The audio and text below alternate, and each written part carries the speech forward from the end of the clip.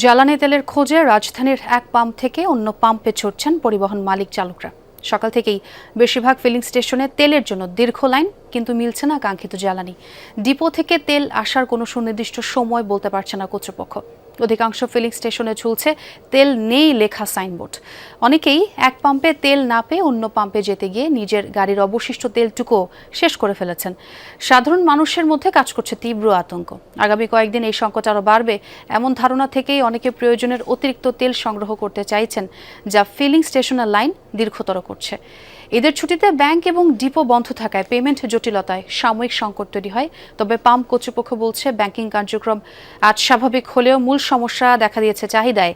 Pump মালিকদের দাবি, মানুষ প্রয়োজনের চেয়ে বেশি তেল নিচ্ছে, তাই স্টক দ্রুত ফুরিয়ে যাচ্ছে। 300 টাকার উপরে আমরা পাচ্ছি না। এর আগে আমি দুবার সিরিয়াল দিচ্ছি, 300 টাকা করে পাচ্ছি। ডিপো থেকে তেল আসতে আসতে সময় লাগছে, সেই পরিমাণে আমার কাছে মনে হচ্ছে যে আমরা সবাই এক জায়গ জমা হইয়া তেল না নেওয়ার কারণে যে আমরা বেশি হচ্ছে। পাম্পের তো যখন কথাবার্তা হয় তখন সবগুলো পাম্পেরা একজোট হয়, এরা ফোনে যোগাযোগ হয়, একজোট হয়, বলে যে তোমরা বন্ধ করে দাও, ঠিক আছে, মানুষ একটু না ঝামেলার মধ্যে পড়ুক, তারপরে তেলের দাম ফট করে বাড়ায় দেয়। সরকারে তো এগুলো করে না ভাই, সরকারে তো তেল আনতেইছে বাইরে থেকে, সরকারের দোষ দিয়ে লাভ নেই। তো দর্শক, যেমনটি শুনছিলাম চালকদের কথা, সরবরাহ ঘাটতির কারণে দেশের অনেক পাম্পে পর্যাপ্ত তেল নেই। গাড়ি চালকরা জ্বালানির আশায় ঘুরছেন এক পাম্প থেকে অন্য পাম্পে। আমরা একটু আমার সহকর্মী আখলাকুস সাফার সঙ্গে কথা বলতে চাই। তিনি এই মুহূর্তে রাজধানীর আসাদ গেটে রয়েছেন। সাফা, শুনতে পাচ্ছেন নিশ্চয়ই? আপনি তো ফিলিং স্টেশনগুলো ঘুরে দেখেছেন, পরিবহন মালিকরা কি আসলে প্রয়োজন মতো তেল পাচ্ছেন কিনা, কি অবস্থা দেখলেন আপনি সরেজমিনে? ছোঁয়া, এই যে প্রয়োজন মতো, এই যে শব্দটা, এটা আসলে আপেক্ষিক। এক একজনের প্রয়োজন এক এক রকম। তো কোন প্রয়োজনের কথাটা বলা হচ্ছে সেটাই হচ্ছে প্রশ্ন। এই যে প্রশ্নের উত্তরগুলো পাম্পে এসে কিন্তু কিছুটা মিলছে।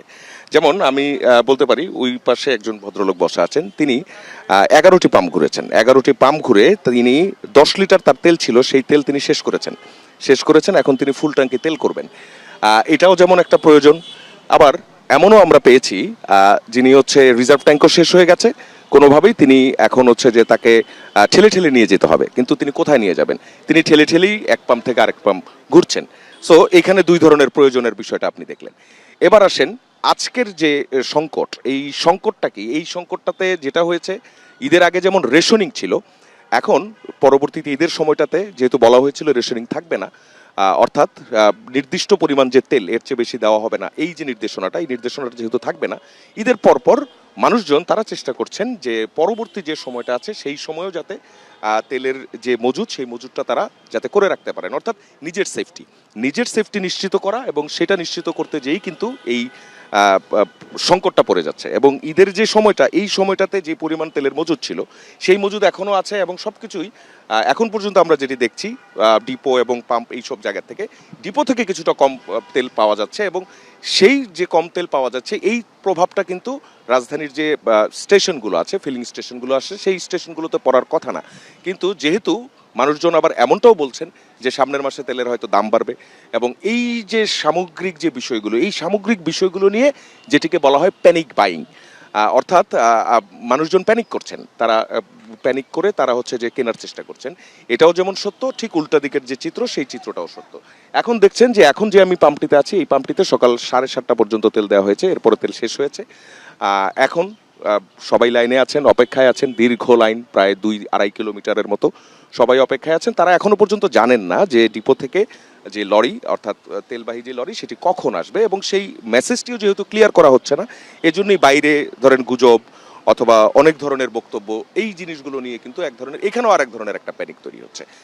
এখন পর্যন্ত আমরা যেটি জানতে পেরেছি অথেন্টিক খবর, সেটি হচ্ছে নারায়ণগঞ্জের, অর্থাৎ ফতুল্লার যে ডিপো, সেই ডিপো থেকে তেলের গাড়িগুলো আস্তে আস্তে বেরোচ্ছে, এবং সেগুলো মোটামুটি 1টা থেকে 2টার মধ্যে রাজধানীর যে পাম্পগুলো আছে সেই পাম্পগুলোতে ঢুকে পড়বে, এবং তখন কিন্তু কিছুটা তেল পাওয়া যাবে। ছোঁয়া। সাফা, অনেক ধন্যবাদ আপনাকে আপডেট দেওয়ার জন্য।